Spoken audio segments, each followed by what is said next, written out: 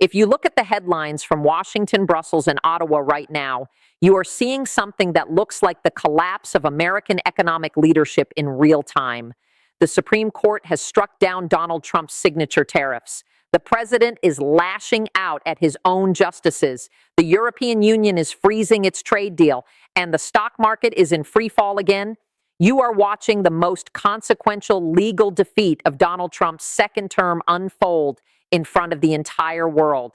And it is happening because one man in Washington bet everything on executive power, and the Constitution just told him no. If you are just tuning in, the United States Supreme Court, in a devastating 6-3 ruling, just declared that Donald Trump's sweeping global tariffs were unconstitutional. He did not have the authority to impose them. He did not have the legal justification. The emergency he declared to justify them was not real. Congress, not the president, has the power to impose tariffs, and nothing in the International Emergency Economic Powers Act of 1977 gave Trump the sweeping powers he claimed. He thought he was reshaping global trade. He thought he was protecting American industry. But what he actually did was trigger a constitutional crisis that is pushing the entire global economy into chaos and driving America's closest allies straight into the waiting arms of Canadian Prime Minister Mark Carney. In the next few minutes, I am Ann Applebaum, and I am going to show you exactly how Donald Trump just destroyed American credibility on the world stage. I am going to show you why the European Union is now threatening to freeze its trade deal with the United States. I am going to show you the real economic damage hitting American families right now and why this could cost you over $1,000 this year, even if you do not follow politics at all. I am going to explain how Mark Carney did not panic, did not escalate, but simply looked at a map of the world and started building the largest anti-American trade coalition in modern history. You are watching the exact moment the United States isolated itself from the rules-based international order, and you are watching the rest of the world decide they can function perfectly well without American leadership. Let us start with exactly what just happened. On Friday, February 20th, 2026, the United States Supreme Court issued its ruling in Learning Resources, Inc. vs. Trump. 6 justices, including 3 conservatives, ruled that President Trump's use of the International Emergency Economic Powers Act to impose sweeping tariffs on virtually every nation on earth was unconstitutional. The president does not have the authority to levy tariffs. That power belongs to Congress. Trump reacted exactly how you would expect. He held a hastily arranged press conference where he called the 3 liberal justices a disgrace and said he was ashamed of the 3 conservatives who voted against him. Then he immediately announced he would impose a new 10% global tariff using a completely different law, Section 122 of the Trade Act of 1974. The next day, on Saturday, he raised that figure to 15% via Truth Social. He thought this was a power move. He thought he was projecting strength. He was wrong. Speak to anyone in the international economic community today, and they will tell you the same thing. The world is not impressed. The world is exhausted, and the world is walking away. Look at what the European Commission said within hours of the ruling. They demanded the United States honor the trade deal it signed last year, the one that set tariffs at 15% in exchange for European cooperation. Their exact words, "A deal is a deal." They warned that the current situation is not conducive to delivering fair, balanced, and mutually beneficial transatlantic trade. Look at what the European Central Bank President Christine Lagarde said on Sunday. She warned that the upheaval in American trade policy is disrupting global business. She said companies want to do business. They do not want to go into lawsuits. She said she hoped whatever Trump does next is sufficiently thought through so that businesses actually know what to expect. The subtext was unmistakable. Europe has lost patience with American chaos. Look at Switzerland. The head of their state secretariat for economic affairs told reporters that Switzerland should prepare for U.S. tariffs to remain in place permanently. She said the U.S. administration remains committed to its trade policy goals regardless of what the courts say. And look at China. The Chinese Commerce Ministry issued a statement saying they are making a full assessment of the Supreme Court ruling and urged Washington to lift unilateral tariff measures. They said American tariffs violate international trade rules and U.S. domestic law and are not in the interests of any party. Do you understand what is happening here? The entire world is telling the United States the same thing at the same time. You cannot be trusted. Your word means nothing. Your deals are worthless. Your system is broken. Why is Trump losing control of this narrative so completely? Because he fundamentally misunderstands how global economics actually works. He thinks tariffs are a weapon. He thinks they are leverage. He thinks if he threatens hard enough, the world will bend to his will. But the world responded with something far more devastating than defiance.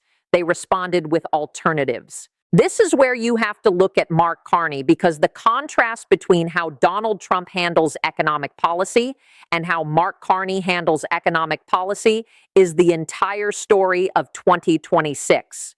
While Trump was rage posting on Truth Social, while his press secretary was screaming at reporters, while the White House was scrambling to find new legal justifications for the same old tariffs, Mark Carney was sitting in Ottawa, quietly building the largest trade coalition the world has ever seen.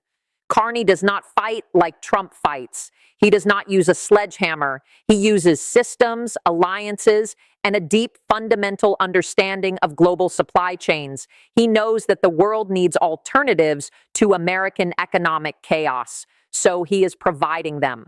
We now have confirmation that Carney is spearheading efforts to link the European Union with the Comprehensive and Progressive Agreement for Trans-Pacific Partnership, the CPTPP. This is the 12-nation Indo-Pacific trade bloc that includes Canada, Japan, Australia, Singapore, Vietnam, Malaysia, Mexico, and more. In his speech at Davos in January, Carney announced it publicly. Ottawa is championing efforts to build a bridge between the Trans-Pacific Partnership and the European Union, which would create a new trading bloc of 1.5 billion people. Let that number sink in. 1.5 billion people. That is larger than the population of China. That is larger than the population of India. That is a trade zone that dwarfs the United States economy. Carney dispatched his personal representative to the European Union to Singapore earlier this month to discuss the deal with regional leaders. Canadian officials have confirmed that the work is definitely coming along and that they have had very fruitful discussions with partners around the world. The European Union and the CPTPP have now resolved to combine their economic forces to push back on the fragmentation of free trade in the wake of Trump's Liberation Day tariffs. Japanese trade officials have said they see a lot of value in increasing trade among the EU and CPTPP parties. German business groups are vocally supporting the deal. British chambers of commerce are on board. You have to understand the themes here. This is about sovereignty. This is about stability. This is about the end of American economic hegemony. Trump builds walls. Carney builds coalitions. Trump wants to isolate America to prove a point. Carney wants to integrate the rest of the world to prove a point. And the point Carney is making is devastating to Washington. The world does not need the United States to function. The world can bypass you. When European leaders look at North America today, they do not see a reliable partner. A recent poll showed that only 35% of Britons now think the United States is a reliable ally. In other major NATO countries, the numbers are even worse. Trust in American leadership has collapsed. This has massive implications far beyond trade policy. Think about what this signals to global markets. Think about what this signals to NATO. If the United States cannot be trusted to honor a trade deal, how can they be trusted to honor a mutual defense treaty? If Donald Trump will impose unconstitutional tariffs and then reimpose them under a different law the next day, how can anyone trust him to protect their supply chains? The answer is you cannot.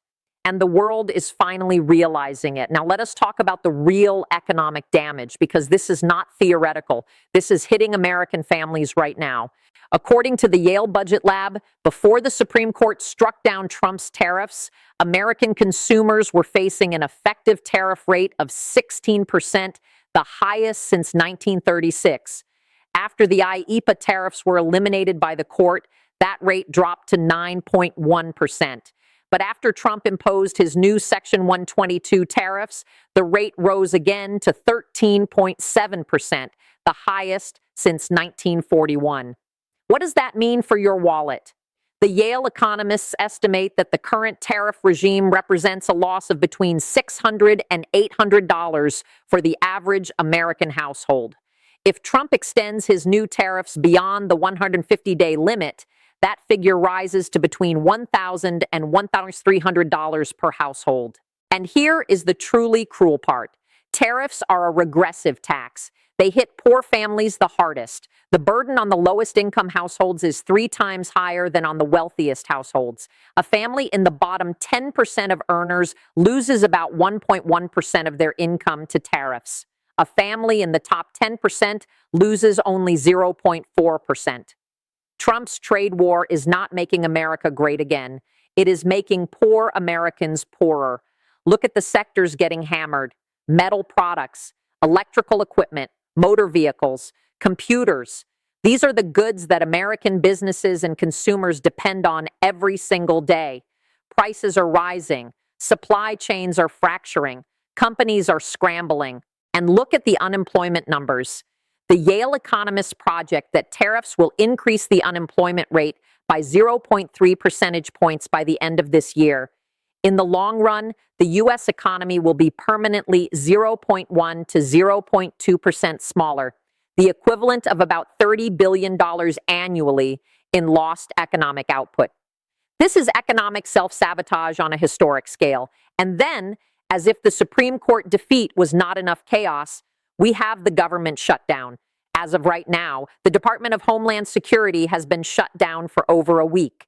DHS has implemented emergency measures. They have suspended the Global Entry Program, the trusted traveler system that lets frequent international travelers skip the long customs lines.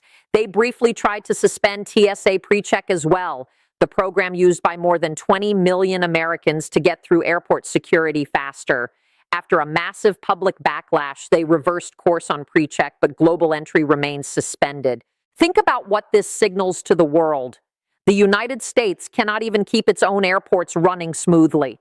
The country that lectures the world about free trade and open markets cannot process its own international travelers efficiently because the government cannot agree on a budget. There is one specific detail from this weekend that you need to hear. It perfectly encapsulates everything that is happening. On Saturday, the European Parliament's trade chief announced he would propose freezing the ratification process of the EU's trade deal with the United States. The reason? The chaos, the unpredictability, the fact that Trump's tariffs were struck down on Friday and replaced with new tariffs on Saturday. The EU said they cannot proceed with ratification until they receive clarification on what American trade policy actually is. When the EU Trade Commissioner was asked whether the bloc would accept any increase in tariffs above what was agreed in last year's deal, the answer was blunt: a deal is a deal. Carney did not raise his voice. He raised the cost of ignoring the rest of the world. He let Donald Trump embarrass himself on the global stage, and then he quietly caught the pieces that fell. So what happens next? The clock is ticking, and the pressure on Washington is becoming unbearable. There are 3 ways this plays out in the near future. Scenario 1, this is the path of maximum chaos. Trump digs in. He refuses to compromise. He attacks the Supreme Court. He attacks the EU. He attacks Carney. The Section 122 tariffs expire in 150 days, and Trump tries to find yet another legal mechanism to reimpose them. The uncertainty paralyzes global business. Foreign investment continues to flee the United States. The American economy bleeds slowly while the rest of the world builds new trade networks that bypass Washington entirely. Scenario 2, the business revolt. American CEOs have had enough. The major airlines, the tech giants, the retail chains, they march into the Oval Office and demand stability. Republican governors in export-dependent states rebel against the White House. Trump, facing an internal uprising from his own donors, is forced into a humiliating retreat. He lets the Section 122 tariffs expire. He negotiates real trade deals instead of threatening them. But the damage to American credibility is permanently done. The world remembers he tried to break the system. Scenario 3, the long realignment. The EU and CPTPP finalized their mega trade pact. Canada, Japan, Australia, Singapore, Vietnam, Mexico, and Europe create a new economic order that does not need American participation. Foreign direct investment that was headed for the United States redirects to Toronto, to Berlin, to Singapore. Tech workers who cannot get visas to work in Silicon Valley move to Vancouver instead. The brain drain is real, and Trump accelerated it. This is the part where leaders usually calm things down. This is the part where diplomats step in, smooth over the rough edges, and find a compromise. But Trump does not do calm. Trump does not do compromise. He only knows how to double down. And that is why the world is turning to Mark Carney. Because the world is tired of the drama. The world is exhausted by the constant grinding anxiety of dealing with an American president who treats global economics like a reality television show. We are watching the end of an era, the era where the United States was the unquestioned, indispensable center of the global economy. Trump promised to make America great again. But look at what is actually happening. America is isolated. America is losing billions. America is being bypassed by its closest allies. Meanwhile, Canada is stepping into the void. Carney is proving that a middle power armed with competence, strategy, and a commitment to international cooperation can outmaneuver a superpower armed with nothing but bluster and threats. The Supreme Court ruling was supposed to be a temporary setback.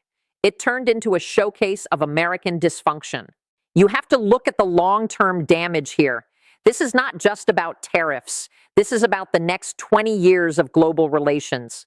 When a young entrepreneur in Europe watches this unfold, what do they think of the United States? They see a country that breaks its own laws.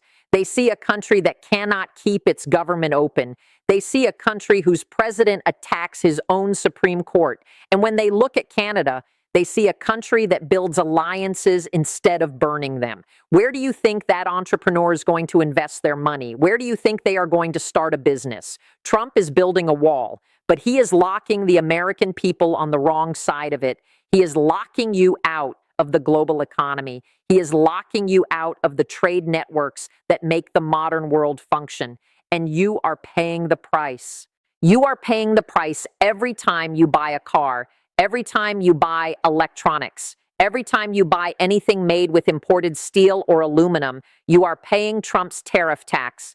Carney understands this. He is playing the long game. He knows that every time Trump acts erratically, Canada's stock goes up. He is positioning Canada as the North American alternative, the safe harbor in a storm of American chaos. And it is working. The European response has been overwhelmingly positive toward Ottawa. German and Japanese officials are publicly supportive of the new trade bloc. The global press is contrasting Carney's calm, measured approach with Trump's volatile outbursts. The narrative has completely shifted. Trump is no longer the master negotiator.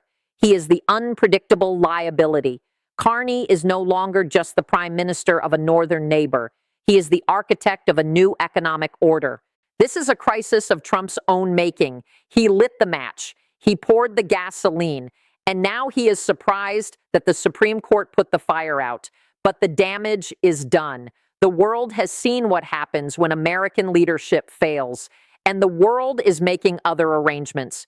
Do you think Mark Carney is protecting the global economy? Or is he building something that will permanently diminish American power? Is this the moment Europe finally decides it can live without the United States? Drop your thoughts below. I want to hear what you think about this massive shift in global order. And make sure you subscribe right now, because if you want the real analysis, if you want to understand what is happening before the headlines catch up, you need to be here. The world is changing in real time. Do not look away.